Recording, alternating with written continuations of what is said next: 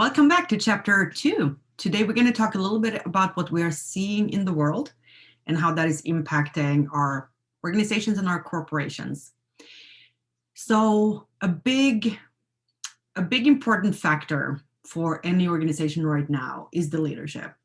We are not really wanting to follow somebody who uses the authoritarian top-down management style, who tells us what to do, who controls us.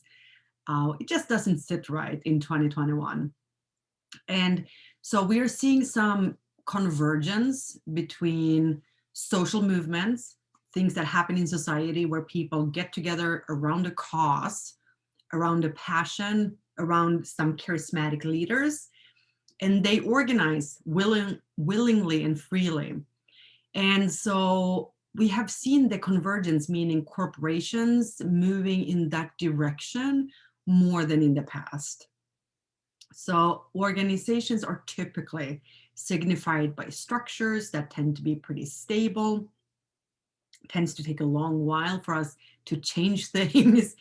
The focus have been more on planning, organizing, and controlling, maybe not as much on leading, being charismatic, engaging people. But we see that there's a lot to capture when people feel happy and passionate about their work and about the vision of the organizations. So here we are seeing corporations capture some of that social movement that has been traditionally done in social movements.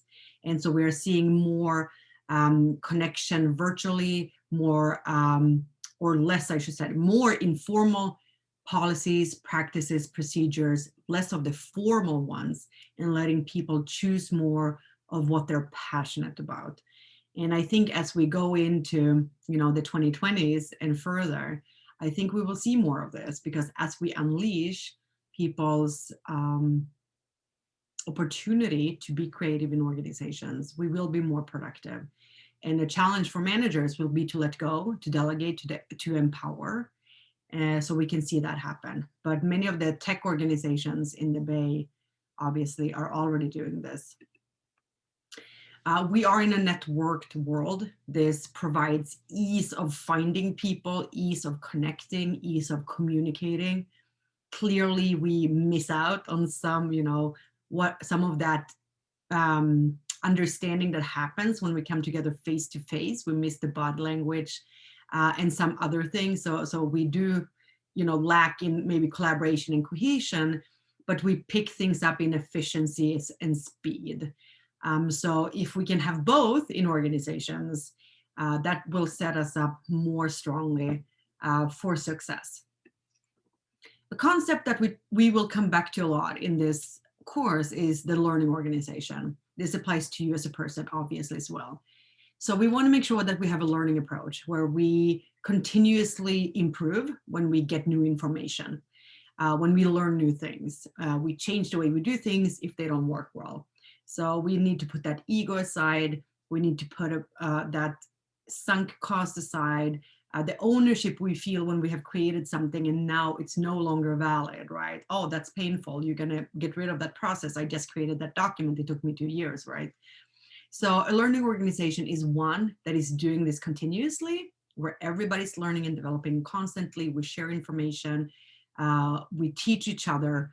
We bring in external knowledge.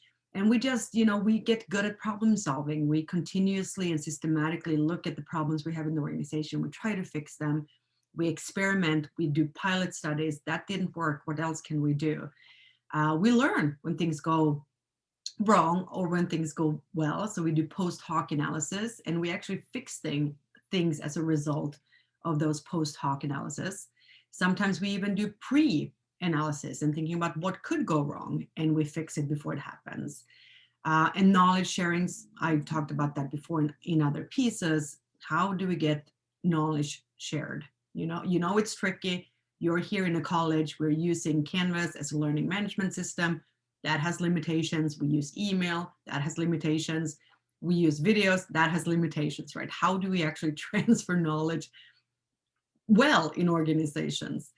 So if you have any ideas for how I can do it better, let me know for sure. Okay, So virtual organizations, wikis, clearly everything is moving tremendously fast right now, you know, by speed of light, if not quicker. Information, somebody tweets something, you know, Elon Musk tweets something and everybody, you know, jumps on it and the stock market goes crazy.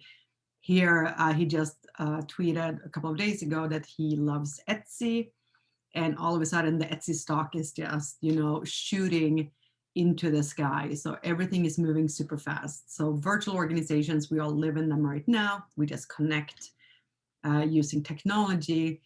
We collaborate using documents online and other tools. There's a bunch of software, there's a bunch of apps. It's nice because we can see who is contributing. We can see the cadence of contributions. We can see the timeline. It allows access to everyone. People get more committed and they buy in harder when they are part of that, and everybody can contribute.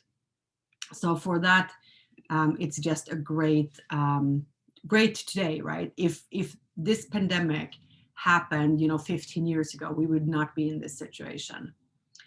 Current challenges, these will pop up throughout the course. We've talked about some of them already. We know we're already networked. People are on their phones all the time, and we just stream in when we have to.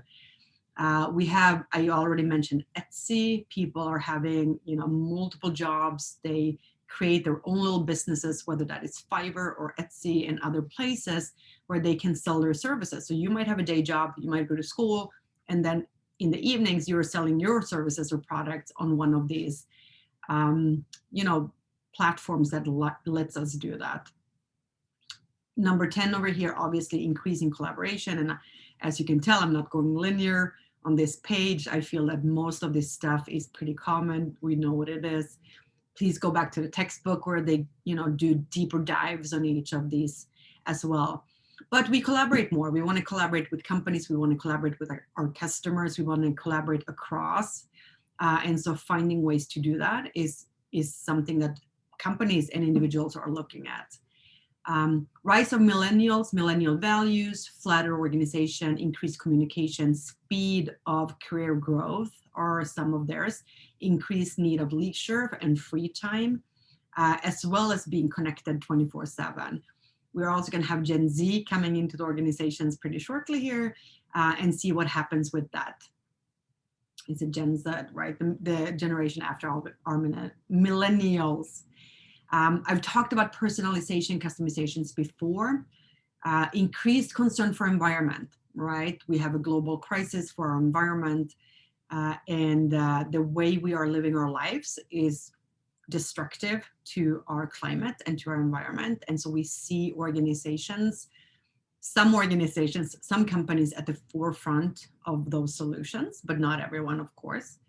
Faster pace of innovation, we've talked about increasing disparity between income classes. The richer get richer, the poorer get poorer.